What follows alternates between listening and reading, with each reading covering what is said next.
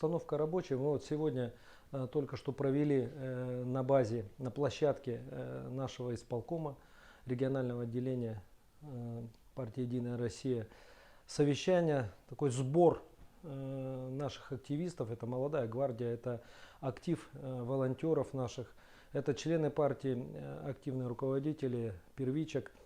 Все те, кто сегодня уже вовлечен в процесс оказания помощи жителям республик Луганской, Донецкой республик. Отметили готовность наших ребят, в том числе молодежи, сегодня работать активно не только по сбору гуманитарной помощи, но и по другим направлениям. А именно сегодня перед нами стоит очень важная задача, и мы все отметили это.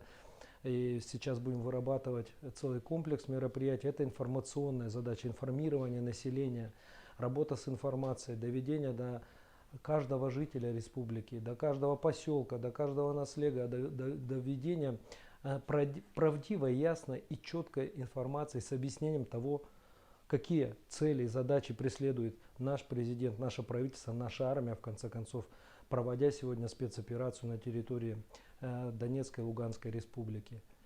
Мы должны пресекать все попытки спекуляций на эту тему. А сегодня мы видим, что много наших, в кавычках, доброжелателей стараются преподнести это как пацифизм, как борьбу за мир, испоганив тем самым труд наших ребят, нашей армии сегодня, которая проводит эту спецоперацию, вычищая республики Луганскую, Донецкую республики от неофашистов, от нацистов, можно сказать, от всего того отребья, которое сегодня под эгидой помощи Украины собралось там и собирается. И, к сожалению, мы сегодня ясно видим позицию наших в прошлом западных партнеров, которые все как один сегодня включились оголтело в борьбу с нашей страной, с нашим государством.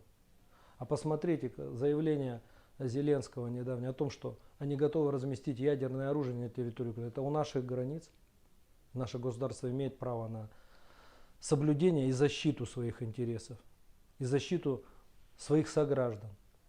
А Луганская и Донецкая республика, все мы были свидетелями, что на протяжении многих лет, вот называют 8 лет, на самом деле это гораздо больше процесс длится. Издевательство над людьми, это бесконечная жизнь людей, уже поколение вырастает в страхе. Этому должен быть положен конец. Наши разговоры и взаимоотношения с НАТО на протяжении 30 лет ни к чему не привели, кроме обмана, традиционного обмана наших западных партнеров.